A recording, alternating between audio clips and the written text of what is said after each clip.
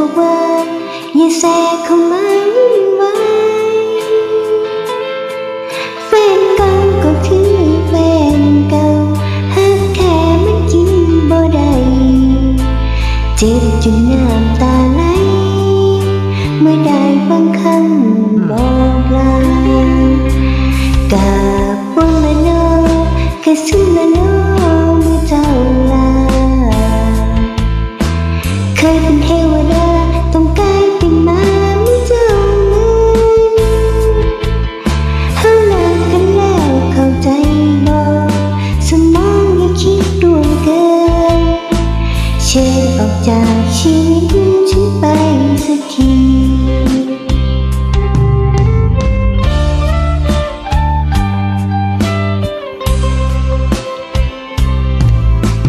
มีแค่ใจจะเอาอะไรสู้เขาแล้วเรายังมองไม่เจอคนทั้งคนทิ้งกันลงคอเลยนะเธออย่าเพิ่งทิ้งกัน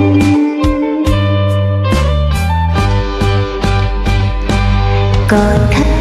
เจ้าก็ไปคือเก่าเอาให้คุกเขาเจ้าก็บ่สนใจสิกราบขอร้องสันใดเจ้าก็ไปคือเก่า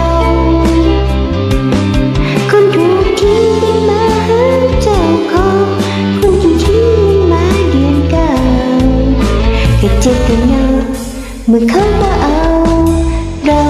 แค่ตัวเปล่าอย่าไปสู่เขาให้เสียเวลา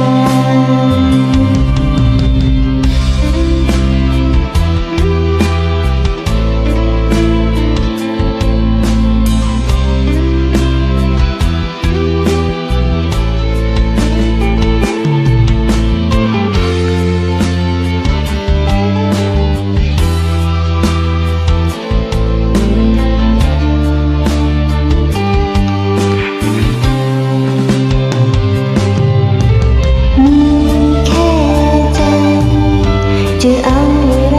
สู้เขามีแค่ใจจะเอาอะไรสู้เขาแล้ว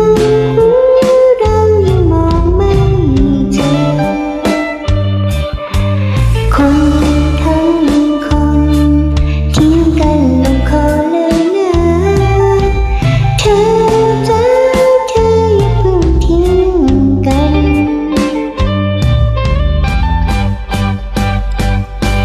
กอดเขาไว้เจ้าก็ไปคือเก่าเอาให้คุกเขาเจ้าก็บ่สนใจ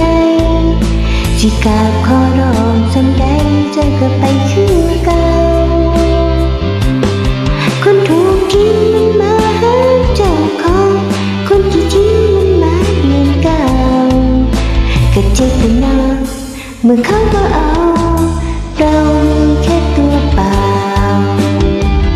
อย่าไปสู่เขา